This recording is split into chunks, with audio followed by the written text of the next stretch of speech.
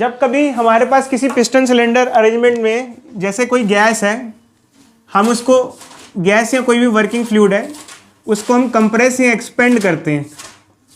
जैसे मान लो let us consider मैं इसको प्रेस कर रहा हूँ और इसकी मैं वॉल्यूम को डिक्रीज कर रहा हूँ, तो इसे हम कहेंगे कंप्रेसिव प्रोसेस ऑफ कंप्रेशन, इसे कहेंगे प्रोसेस ऑफ कंप्रेशन।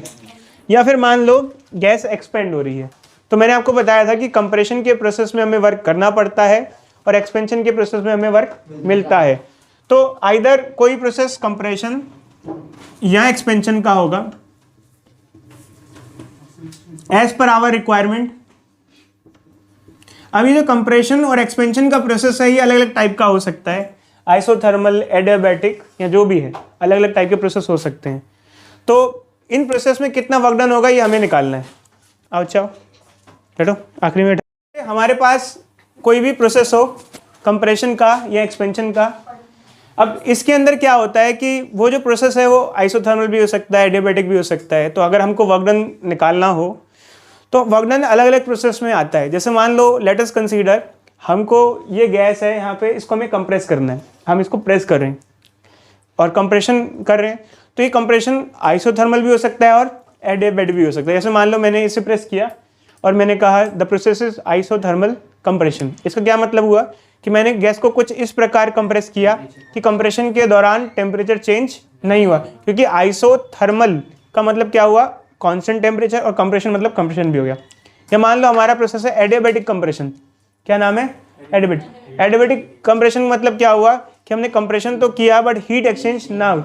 तो इस तरीके से अलग अलग एक्सपेंशन और कंप्रेशन के प्रोसेस हो सकते हैं। इस तरीके से अलग अलग एक्सपेंशन या कंप्रेशन के प्रोसेस हो सकते हैं, बट हर प्रोसेस में जो वर्क डन होगा उसका फॉर्मूला क्या आएगा, अलग अलग आएगा।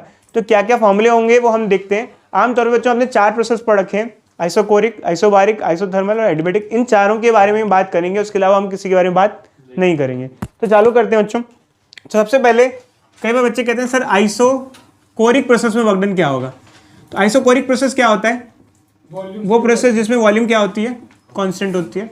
तो सीधी सीधी बात है, अगर वॉल्यूम कांस्टेंट है तो इसका मतलब पिस्टन फिक्स्ड हो गया, मतलब इसकी मूवमेंट ही नहीं होगी। वॉल्यूम कांस्टेंट है तो चेंज इन वॉल्यूम क्या हो जाएगा, 0, और चेंज इन वॉल्यूम 0 हो जाएगा तो डेल्टा V 0 हो जाएगा, तो वर्क डन क्या हो जाएगा, 0। तो इसका मतलब कोई अगर आप आइसोकोरिक प्रोसेस करना चाहते हो तो आप वर्क डन के बारे में भूल जाओ, क्योंकि आप ये भी चाहते हो कि पिस्टन मूव ही ना करे और आपको वर्क डन मिल जाए। पिस्टन की मूवमेंट होगी तभी तो वर्क डन मिलेगा। आप मूवमेंट को भी रोक रहे हो, रिस्ट्रिक्ट कर रहे हो, और आप चाहते हो कि आपको वर्क डन मिल जाए। तो आइसोकोरिक प्रोसेस में कोई भी वर्क डन देखने को नहीं मिलता है। फिर आते हैं आइसोबारिक प्रोसेस पे। आइसोबारिक प्रोसेस क्या होता है, आइसोबारिक प्रोसेस वो जिसमें प्रेशर कांस्टेंट रहे। ऑल दो जो आइसोबारिक प्रोसेस है और आइसोकोरिक प्रोसेस एग्जामिनेशन में तो पूछा जाता नहीं है, बट फिर भी हमको आना चाहिए बच्चों। देखो आइसोबारिक प्रोसेस वो जिसमें प्रेशर कांस्टेंट होता है। अब आप मान लो आइसोबारिक कंप्रेशन कर रहे हो, मतलब प्रेशर कांस्टेंट रखने के बाद कंप्रेस कर रहे हो या जो भी है। चलो अब इस केस में अगर आपको वर्क डन निकालना है तो मैथमेटिकली वर्क डन होगा PdV। अब इंटीग्रेशन जब हम करते हैं तो वॉल्यूम कहाँ से कहाँ तक चेंज हो रही है। जैसे मान लो अभी वॉल्यूम ये है, कुछ देर बाद क्या वॉल्यूम यही रहेगी, नहीं, वॉल्यूम क्या हो जाएगी, लेट अस कंसीडर कम हो जाएगी। मान लो कंप्रेशन किया आपने, गैस को कंप्रेस किया, तो पहले कुछ और वॉल्यूम होगी और बाद में कुछ और वॉल्यूम होगी। पहले मान लो इनिशियल वॉल्यूम है Vi, अब फाइनल वॉल्यूम है Vf। तो जब इंटीग्रेशन करते हैं तो लिमिट्स लगाते हैं, upper limit, lower limit and upper limit. जो चीज़ कांस्टेंट होती है वो बाहर आ जाती है। बताओ बच्चे यहाँ इंटीग्रेशन में कौन सी चीज़ बाहर आ जाएगी, P, क्योंकि P कांस्टेंट है। तो इंटीग्रेशन किसका करेंगे, dV का। हमने इंटीग्रेशन में पढ़ा था कि अगर सिर्फ dx या dV का इंटीग्रेशन करते हैं तो वो क्या आ जाता है, x, और dV का क्या हो जाएगा, v हो जाएगा, और इसके अंदर लिमिट्स लग जाएंगी ये। अब हम लोग जब लिमिट्स पुट करेंगे तो क्या आएगा बच्चे बताना, PVF माइनस PVI, मतलब इसको हम चाहें तो चेंज इन वॉल्यूम में लिख सकते हैं। तो बेसिकली आइसोबारिक प्रोसेस के लिए वर्क डन क्या आ जाता है, P डेल्टा V। ठीक है। तो देखो बच्चे एग्जामिनेशन में जैसे क्वेश्चंस हमारे पास आते हैं वर्क डन के, तो ये दोनों डेरिवेशन बहुत छोटे हैं, तो इसके बारे में हमसे कोई डेरिवेशन नहीं मिलता। हमें जो डेरिवेशन मिलेगा वो मेनली एडियाबैटिक प्रोसेस और आइसोथर्मल का मिलेगा, जो हम करने वाले हैं, क्योंकि वही मोस्टली बड़े डेरिवेशन है और वही 3 मार्क्स में पूछे जाते हैं। Find out the work done in isothermal process and work done in adiabatic process, कोई सभी एक पूछा जा सकता है। तो चलो देखो बच्चे, हम लोग को अब work done in isothermal process का डेरिवेशन करना है। तो जैसे मान लो हमारे पास एक पिस्टन सिलेंडर अरेंजमेंट है, इसमें गैस है, तो मान लो हमने इसे कंप्रेस कर दिया, तो इनिशियल वॉल्यूम थी Vi और फाइनल वॉल्यूम क्या है, Vf है। आप चाहे तो Vi की जगह V1 V2 भी ले सकते हो, मतलब चाहो तो इसको V1 और इसको क्या ले सकते हो V2, वो तो हमारी चॉइस है, हम कुछ भी ले सकते हैं, ठीक है। अब अगर मान लो ये जो प्रोसेस हुआ है कंप्रेशन का लेटेस्ट ठीक है, ये आइसोथर्मल हुआ है, कैसा हुआ है आइसोथर्मल, तो वर्क डन कैसे निकालेंगे? देखो अच्छा वर्क डन का जो फॉर्मूला होता है इंटीग्रेशन ऑफ पीडीवी होता है। तो जब हम लोग ये लगाते हैं तो अगर कोई चीज़ कांस्टेंट होती है वो बाहर आ जाती है, आइसोबारिक प्रोसेस में तो पी बाहर आ जाता है, बट क्या आइसोथर्मल प्रोसेस जिसमें कि टेम्परेचर कांस्टेंट होता है, क्या पी बाहर आ सकता है? नहीं आ सकता। क्यों? क्योंकि आइसोथर्मल प्रोसेस में टेम्परेचर तो कांस्टेंट रहता है बट प्रेशर एंड वॉल्यूम दोनों क्या होते हैं? चेंज होते हैं, वेरिएबल होते हैं। अब बच्चे कहेंगे सर अब कैसे करें? देखो जब इंटीग्रेशन करते हैं और दोनों ही चीज़ें वेरिएबल हों तो इंटीग्रेशन डायरेक्टली नहीं किया जा सकता। अगर दो वेरिएबल हो तो या तो डबल इंटीग्रेशन करते हैं जो कि हमारे अभी करिकुलम में नहीं है, या फिर क्या करते हैं उसको दो पैरामीटर से सिंगल पैरामीटर में कन्वर्ट कर लेते हैं। अब दो पैरामीटर कैसे? एक प्रेशर भी है और एक क्या है वॉल्यूम है, या तो पूरी इक्वेशन में प्रेशर आ जाए या वॉल्यूम आ जाए। तो हम यहाँ पर किसका यूज करते हैं? अच्छा आइडियल गैस इक्वेशन का। आइडियल गैस इक्वेशन क्या होती है? PV = nRT। अब ये जो आइडियल गैस इक्वेशन है बच्चे, चाहे ये एडियाबैटिक हो, चाहे आइसोथर्मल हो, चाहे आइसोबारिक हो, ये हर जगह वैलिड होती है। तो हम यहाँ पे क्या करेंगे, हम P को रिप्लेस करना चाहेंगे, P को रिप्लेस करके क्या कर देंगे हम लोग nRT/V। क्यों? क्योंकि ऑब्वियसली बात है बच्चे, दो वेरिएबल नहीं रख सकते, pressure is variable and volume is variable. एक ही वेरिएबल की फॉर्म में से कन्वर्ट करो क्योंकि सिंगल इंटीग्रेशन एक वेरिएबल के केस में यूज होता है। तो अगर हम P की वैल्यू यहाँ ये पुट कर देंगे तो हमारा जो इसकी वैल्यू क्या आ जाएगी, और ये V1 से V2 या V इनिशियल से V फाइनल चाहे जो भी लिख सकते हो, क्योंकि वॉल्यूम कहाँ से कहाँ चेंज हो रही है, V1 से लेके V2 या इनिशियल से लेके फाइनल। अब हमने इससे क्या किया, यहाँ से P को हटा दिया। अब P तो हट गया बट ये सब आ गया। अब इसमें से क्या क्या हम बाहर ले सकते हैं, मुझे बताओ बच्चे क्या क्या बाहर ले सकते हैं इसमें से? NRT क्यों बाहर ले सकते हैं बताओ बच्चे? क्योंकि कांस्टेंट्स है सारे, क्योंकि नंबर ऑफ मोल सेम रहेगा, R इनवर्स कांस्टेंट है और टेंपरेचर तो आइसोथर्मल होता है कांस्टेंट है। देखो बच्चे नंबर ऑफ मोल्स कांस्टेंट है और R कांस्टेंट है और T कांस्टेंट क्यों है? क्योंकि प्रोसेस कैसा है आइसोथर्मल। तो ये तीनों चीजें बाहर आ गई, सिर्फ वॉल्यूम रह गई। अब इसका इंटीग्रेशन करना आसान है क्योंकि एक ही पैरामीटर है जो वेरिएबल है। बट देखो बच्चे जब हम इसका इंटीग्रेशन करेंगे तो ये वाला इंटीग्रेशन का फॉर्मूला आपने शायद नहीं पढ़ा होगा, अब पढ़ लो। इधर देखो बच्चे, कभी भी आपको इंटीग्रेशन करना होता है और कुछ इस तरीके से लिखा होता है dx/x। कैसा लिखा होता है? dx/x। तो इसका इंटीग्रेशन होता है नेचुरल लॉग x। अब आप कहोगे सर नेचुरल लॉग वगैरह क्या होता है? देखो बच्चे ये मेरे डोमेन में फिलहाल नहीं है, ये मैथ्स में सर से पूछना कि सर नेचुरल लॉग क्या होता है, लॉग क्या होता है, लॉग का बेस E क्या होता है, लॉग बेस 10 क्या होता है, लॉग बेस 20 क्या होता है। ऑल्दो मैं लॉग बेस 10 वगैरह के बारे में थोड़ा बहुत मैथमेटिकल चीज़ें बताऊंगा, बट लॉगरिथम फंक्शन कैसा होता है, एक्सपोनेंशियल फंक्शंस क्या होते हैं, जैसे साइन फंक्शन होता है वैसे लॉग फंक्शन होता है, मैथमेटिकल फंक्शन होता है। फिलहाल इसके बारे में मैं कोई डिस्कशन नहीं करूँगा, मैं सीधे सीधे अपने आगे पॉइंट पे आऊँगा। तो अगर dx/x log x होता है और मतलब फिर लिमिट्स भी आप ले सकते हो उसमें, तो यहाँ पर क्या होगा बता सकते हो बच्चे? dv/v ये क्या हो जाएगा? नेचुरल लॉग v, और लिमिट्स क्या होंगी? v1 से लेके v2। अब आपको पता है बच्चे हम लोगों को लिमिट्स पुट करनी होती है, अपर लिमिट और लोअर लिमिट। क्या हो जाएगा? log v2 minus log v1। अब log के अंदर बच्चे आपने मैथमेटिक्स में शायद पढ़ा हो या ना हो, बट इधर देखो log a minus log b, ये log की प्रॉपर्टी होती है, इसको लिख सकते हैं log a/b। नहीं सीखा तो अब थोड़ा देख लो, नहीं सीखा तो अब देख लो, इधर देखो बच्चे। तो अब इसको क्या लिख सकते हैं बता सकते हो? nRT log v2/v1 या vf/vi जो भी चाहो आपके हिसाब से, ठीक है। तो ये हमारे पास एक्सप्रेशन आ जाता है और बेसिकली यही हमारा सॉल्यूशन है देखा जाए तो। अब बट ये है कि सिर्फ इतना नहीं, हम इसको थोड़ा आगे भी सिंप्लीफाई कर लेंगे। अब आगे क्या सिंप्लीफाई करेंगे देखो बच्चे, थोड़ा सा बता देते हैं। देखो पहली चीज इधर देखो बच्चे, इधर देखो बच्चों, इसमें थोड़ा सा इसको आगे, वैसे तो हमारे ये मेन सॉल्यूशन आ गया, इसको थोड़ा आगे भी सिंप्लीफाई कर लेंगे। तो आगे सिंप्लीफिकेशन क्या है? एक तो आइसोथर्मल प्रोसेस में क्या होता है बच्चे, P1 V1 किसके बराबर होता है? P2 V2 के बराबर होता है। तो हम V2/V1 को लिख सकते हैं P1/P2, ये लिख सकते हैं। तो ये इसको हम चाहें तो रिप्लेस कर सकते हैं। तो हमारा एक फॉर्मूला हो जाएगा वर्क डन = nRT P1/P2। अब दूसरा क्या होता है, देखो नेचुरल लॉग, ये है नेचुरल लॉग। लॉग अलग अलग टाइप का होता है, एक होता है नेचुरल लॉग, एक होता है लॉग बेस 10।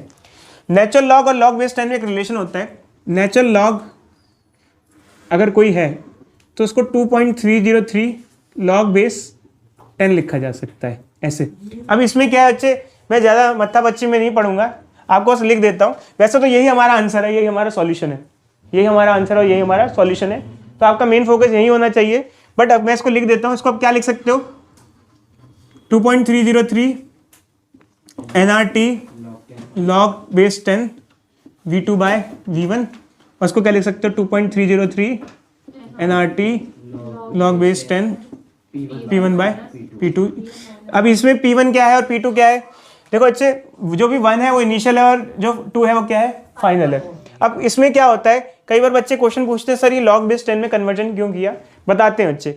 होता क्या है, लॉग बेस 10 को कैलकुलेट करना आसान होता है, और लॉग बेस 10 को अब अभी आपको सिखा देता हूँ कैसे कैलकुलेट करते हैं। इधर देखो बच्चे, बोर्ड पे देखो, इधर देखो, लॉग बेस 10 इसका क्या मतलब होता है,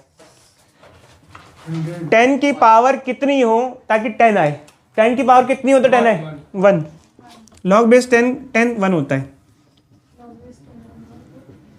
लॉग की पावर इधर कितनी हो ताकि वैल्यू कितनी है, लॉग 10 की पावर कितनी हो ताकि 100 आए, 10 की पावर कितनी हो, 2 हो। 10 की पावर कितनी हो ताकि ये आ जाए, 10 की पावर कितनी हो ताकि ये आ जाए, 10 की पावर कितनी हो ताकि 1000 आ जाए। तो इस तरीके से लॉग बेस 10 काम करता है, मतलब थोड़ा सा, चलो अच्छे बच्चों, कभी कभार आपके दिमाग में एक थॉट हो सकता है कि सर कोई भी प्रोसेस कंप्रेशन का है या एक्सपेंशन का है तो हमको कैसे पता चलेगा, क्या उसके लिए वर्क डन का अलग अलग फॉर्मूला यूज़ करना पड़ेगा। नहीं, कंप्रेशन हो या एक्सपेंशन हो, फॉर्मूला सेम यूज़ होता है। अपने आप हमको साइन लगाना नहीं पड़ता है, अपने आप ही अगर कंप्रेशन होगा तो वैल्यूज पुट करने के बाद साइन अपने आप ही नेगेटिव आ जाएगा, और एक्सपेंशन में हाँ कंप्रेशन के लिए अपने आप नेगेटिव आ जाएगा। कैसे, अब आप कहोगे, मैं ये कहूँगा पुट करके देखोगे तो समझ में आ जाएगा, जब वैल्यूज मिलेंगी तो पुट करके देखोगे समझ में आ जाएगा। और एक्सपेंशन में अपने आप क्या रहेगा, पॉजिटिव रहेगा। क्यों, थोड़ा सा बताते हैं, देखो अच्छे थोड़ा आइडिया देते हैं। जैसे लेट अस टेक एक एग्जाम्पल है, हम ना एक केस ले लेते हैं, ये ऐसे ही है, ये फॉर्मूला है, ठीक है। तो जब कंप्रेशन होगा, जब आप वैल्यूज पुट करोगे तो लॉग की कुछ इस प्रकार वैल्यू होगी कि वो नेगेटिव ही आ जाएगी। नेगेटिव मतलब कि हमको पता है कंप्रेशन में हमें वर्क डन करना पड़ता है, तो कंप्रेशन में वर्क डन क्या लिया जाता है, नेगेटिव। हमको नेगेटिव लेने की, खुद लिखने की ज़रूरत नहीं है, आंसर अपने आप ही आ जाएगा, हमको कुछ करने की ज़रूरत नहीं है। ये बात ध्यान रखना, ठीक है। कोई क्वेश्चन दिया हुआ है कि एक गैस को हमने आइसोथर्मली कंप्रेस किया है, जो गैस है वो 2 मोल्स है, उसका टेम्परेचर 300 केल्विन है, और बोला गया है कि जब उसे कंप्रेस किया गया तो उसकी वॉल्यूम को कंप्रेस करने के बाद 1/4 कर दिया गया। क्या किया गया, पूछा गया है कि कितना वर्क डन इस प्रोसेस में हमको करना पड़ेगा। तो वर्क डन के लिए ये वाला फॉर्मूला यूज करें, प्रेशर वाला या वॉल्यूम वाला, वॉल्यूम वाला, क्योंकि वॉल्यूम कंप्रेस हुई है, ठीक है। तो एक काम करते हैं, अच्छा ये यूज करते हैं, ये नहीं, ये यूज करेंगे क्योंकि लॉग बेस 10 पे 2 की वैल्यूम को दी हुई है, तो हम ये वाला फॉर्मूला यूज कर लेते हैं। वर्क डन क्या हो जाएगा, 2.303 NR, एन पुट करते जाते हैं, काम करते हैं। एन कितना है यहाँ पे, नंबर ऑफ मोल्स 2, आर कितना है 8.31, टी कितना है 300 केल्विन, लॉग बेस 10। अच्छा, फाइनल वॉल्यूम और इनिशियल वॉल्यूम क्या होगा बता सकते हो? अगर जैसे इनिशियल वॉल्यूम V है तो फाइनल वॉल्यूम क्या होगा, ठीक है। तो V2/V1 क्या हो जाएगा, V2/V1 क्या हो जाएगा, 1/4। 1/4 क्यों हुआ, क्योंकि अब फाइनली जो वॉल्यूम है वो 1/4 हो गई है, क्या हो गई है, 1/4। अब यहाँ पे बच्चे कंफ्यूज हो रहे हैं कि सर इसको कैसे करें। देखो इसके 2 तरीके हैं, आइदर आप इसको क्या लिख सकते हो, लॉग बेस 10 2 की पावर -2, क्या लिख सकते हो, 2 की पावर -2। अब क्योंकि ये ऊपर आ जाएगा, देखो पहले तो आप इसे लिख सकते हो, हाँ 2 की पावर -2 लिख दो। अगर ये भी आपको दिक्कत कर रहा है तो आपको एक सिंपल सॉल्यूशन देते हैं। अगर आपको ज़्यादा दिक्कत हो रही है, सबसे पहले आप स्टेप बाय स्टेप चलो। अगर इतना नहीं कर पा रहे तो एक काम करो, सबसे पहले आप इसको फ्लिप कर दो। क्या कर दो, फ्लिप। जब हम लॉग में फ्लिप करते हैं, लॉग A/B को लॉग B/A कर देंगे तो माइनस साइन बाहर आ जाएगा। तो ये क्या हो जाएगा, इसको क्या लिख सकते हैं हम लोग, लिख देते हैं। देखो लॉग बेस 10 1/4 को क्या लिख सकते हैं बोलो, माइनस log 4, ठीक है। फ्लिप कर देंगे तो साइन क्या आ जाएगा, माइनस आ जाएगा। अब कभी बच्चे कहेंगे सर log 4 की वैल्यू तो दी हुई नहीं है, आपने log 2 की वैल्यू दी हुई है। 4 को क्या लिख सकते हैं आप लोग, इसको क्या लिख सकते हैं, 2 का स्क्वायर, ठीक है। अब मैंने log में बताया था, अच्छा log में जब log a की पावर b होती है तो पावर बाहर आ जाती है, इसको क्या लिख सकते हैं आप बताओ, -2 पावर बाहर आ जाएगी, log बेस 10 2, तो ये वैल्यू ये इसके बराबर हो जाएगी हमारी। अब पुट कर देते हैं, वर्क डन क्या आ जाएगा, 2.303 इंटू 2 इंटू 8.31 इंटू 300, ये क्या आ जाएगा -2, और log 2 की वैल्यू कितनी है 0.3010। आंसर जिसमें भी आएगा, वर्क डन की यूनिट क्या होती है, जूल। आंसर निकालते रहना, ये आ जाएगा। अब मेरे को बस एक क्वेश्चन का आंसर दो, क्या आंसर पॉजिटिव में है नेगेटिव में है, नेगेटिव साइन क्या शो कर रहे हैं यहाँ, कंप्रेशन है। हमको खुद नेगेटिव या पॉजिटिव साइन लेने की जरूरत है नहीं है, अपने आप आंसर में आ जाता है। मान लो कि कोई एक एडियाबेटिक प्रोसेस में हम गैस को कंप्रेस कर रहे हैं या गैस एक्सपेंड हो रही है, तो हमें वर्क डन निकालना है। तो ठीक इधर देखो, ठीक जैसे हम लोग आइसोथर्मल प्रोसेस में करते हैं, तो यहाँ पे भी वर्क डन का फॉर्मूला होता है PdV। अब क्या होता है, जैसे आपको पता है कि प्रेशर और वॉल्यूम दोनों कैसे हैं, वेरिएबल है, तो आपको क्या करना पड़ेगा, कुछ ना कुछ ऐसा करना पड़ेगा कि अंदर एक ही वेरिएबल रहे। अब होता क्या है बच्चों, एडियाबेटिक प्रोसेस की एक इक्वेशन होती है, शायद आपको पता हो, जिसे कहते हैं PV gamma is equal to constant. ये हमने आपको वीडियो में देखने को भी बताया था और आपने पढ़ा होगा, इधर देखो। तो जो हमारा एडियाबेटिक प्रोसेस होता है, इसकी इक्वेशन होती है PV gamma is equal to constant, और गामा जो होता है वो CP और CV का रेशियो होता है। Gamma is ratio of CP/C। हमने अभी आपको CP और CV भी बताया था, हमने आपको मोलर हीट कैपेसिटी पढ़ाया था, molar heat capacity at constant pressure, molar heat capacity at constant volume. But अभी फिलहाल ये डेरिवेशन करते वक्त इतना ज़्यादा दिमाग इस्तेमाल मत करना, सिर्फ स्टेप्स फॉलो करना, क्योंकि मार्क्स अपनी जगह पर है और समझना अपनी जगह पर है, ठीक है। इधर देखो, गामा की वैल्यू कैसे निकाली, इधर देखो अच्छे। अब एक्चुअल में क्या है, जो गामा की वैल्यू है वो हम लोग काइनेटिक थ्योरी ऑफ गैसेस में निकालना सीखते हैं। उसमें ये चीज़ें काफ़ी हद तक रटने वाली हैं सारी की सारी, कि गामा अलग अलग होता है। गामा मोनोएटॉमिक गैस का अलग होता है, डायटोमिक गैस का अलग होता है, ट्राइटोमिक गैस का अलग होता है। मोनोएटॉमिक गैस कौन सी होती है, देखो जो वो मॉलिक्यूल्स जिनकी गैस में सिंगल एटम होता है, जैसे कि कौन सी गैसेस हो गई, नॉवल गैसेस होती हैं, सिंगल अकेली रहती हैं, जैसे कि नियॉन। डायटोमिक गैस कैसे, जिसके मॉलिक्यूल में 2 एटम हो, जैसे ऑक्सीजन। ऑक्सीजन क्या होता है, O2 आमतौर, O3 भी होता है तो बोल दो, बट O2। ट्राइटोमिक गैस होती हैं जिनके में ज़्यादातर तीन गैसेस रहती हैं, 3 मॉलिक्यूल रहते हैं, यार क्या बोल रहा हूँ, एक मॉलिक्यूल में 3 एटम्स रहते हैं। ट्राइटोमिक गैसेस वो होती हैं जिनके मॉलिक्यूल में 3 एटम्स होते हैं, ठीक है। फिलहाल वो तो छोड़ो बच्चे, अब हम आगे बढ़ते हैं, अब इस चीज़ पे मत डिस्कस करो। देखो बच्चे, वर्क डन क्या होता है, इंटीग्रेशन ऑफ PdV। तो प्रेशर और वॉल्यूम दोनों वेरिएबल हैं, तो हम क्या करेंगे, हमको पता है ऑब्वियस सी बात है, हमको इनमें से कोई सी भी एक चीज़ को रिप्लेस करके इसको एक वेरिएबल की फॉर्म में लाना है। तो हम क्या करते हैं, प्रेशर की वैल्यू को ये पुट कर देते हैं। प्रेशर को क्या लिख सकते हैं आप, कांस्टेंट बाय V गामा, ठीक है। इसको अगर लिखें तो ऊपर ले आएगा, ये क्या आ जाएगा बच्चे, V की पावर माइनस गामा। तो हम एक काम करते हैं, इसको पुट कर देते हैं, K V की पावर माइनस गामा dV, और वेरी कहाँ से कहाँ करिए, 1 से लेके 2 तक, ठीक है बच्चों। अब हम इसको सिंप्लीफाई करते हैं, तो कांस्टेंट जो होगा बाहर आ जाएगा, इसका इंटीग्रेशन क्या होगा, देखो एक काम करते हैं, जब कभी इंटीग्रेशन करते हैं किसी भी चीज़ का, मैंने आपको सिखाया था, देखो जैसे हम इंटीग्रेशन करते हैं, जैसे x की पावर n का इंटीग्रेशन करते हैं, तो क्या हो जाता है, n+1 अपॉन n+1। तो ये अब हमको k तो बाहर आ गया, तो इसका इंटीग्रेशन करना है सिर्फ, तो ये क्या हो जाएगा, v की power minus gamma +1 minus gamma +1, क्योंकि जो पावर होती है उसमें 1 ऐड कर देते हैं और अपॉन में भी ऐसे ही आ जाता है। तो ये क्या हो जाएगा बच्चों बताओ, V1 माइनस गामा क्या आएगा, और लिमिट्स क्या होंगी, V1 से लेके V2। अब देखो अच्छे, हम ये लिमिट्स की वैल्यूज पुट कर देंगे यहाँ पर, तो इसको पहले थोड़ा सा रीअरेंज कर लेते हैं, क्या हो जाएगा इसको बता सकते हो, क्या लिखें, के V1 minus gamma V1 minus gamma upon 1 minus gamma, V1 से V2। अब एक काम करते हैं बच्चे, इसको थोड़ा सा और सिंप्लीफाई कर लेते हैं, और सिंप्लीफाई मतलब कि इसको हम बाहर ले लेते हैं, इसको क्या लिख सकते हैं हम लोग, के 1 minus gamma V 1 minus gamma V1 से V2 तक, इस तरीके से। तो ये वैल्यू आ गई बच्चे हमारे पास। अब हम एक काम करते हैं बच्चों,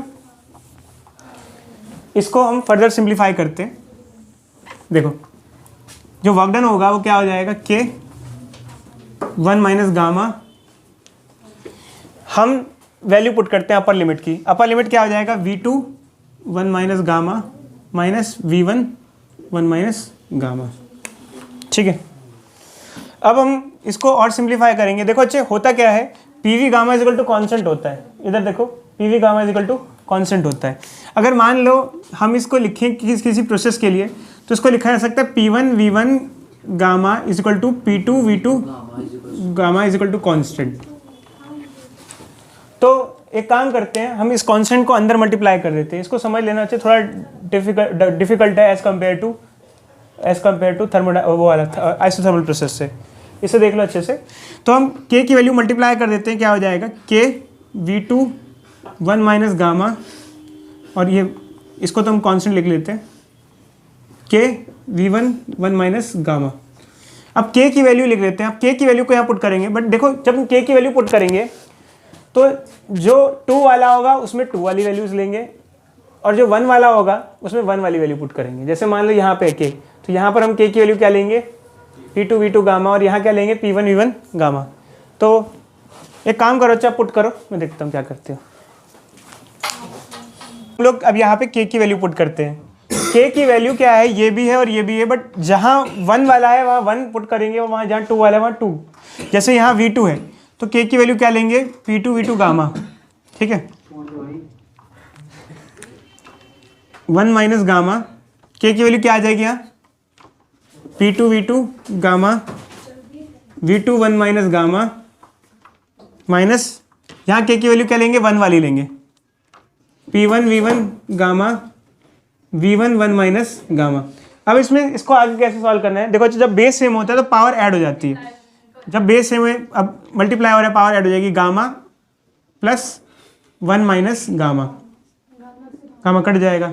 अब तो ये क्या होगा, देखो ये हो जाएगा P2 V2, ये हो जाएगा P1 V1, क्योंकि दोनों जगह सेम होगा। अब इसको आप लिख सकते हो P2 V2 minus P1 V1 1 minus gamma. अच्छा PV को क्या लिख सकते हैं, देखो PV इजिकल टू क्या होता है, NRT होता है। PV is equal to NRT, P1 V1 क्या आ जाएगा, NRT1 हो जाएगा। देखो जैसे यहाँ पे आप इसको लिखना चाहते हो तो P2 V2 क्या हो जाएगा, NRT2, और P1 V1 क्या हो जाएगा, NRT1 1 माइनस गामा। NR को कॉमन ले लोगे तो क्या आ जाएगा, T2 minus T1 1 minus gamma. तो ये work done in adiabatic process का फॉर्मूला होता है। इसमें आपको अगर आपको प्रेशर वॉल्यूम दिया तो ये यूज़ करना, अगर टेम्परेचर दिया तो ये यूज़ करना। गामा एक कांस्टेंट होता है, ठीक है।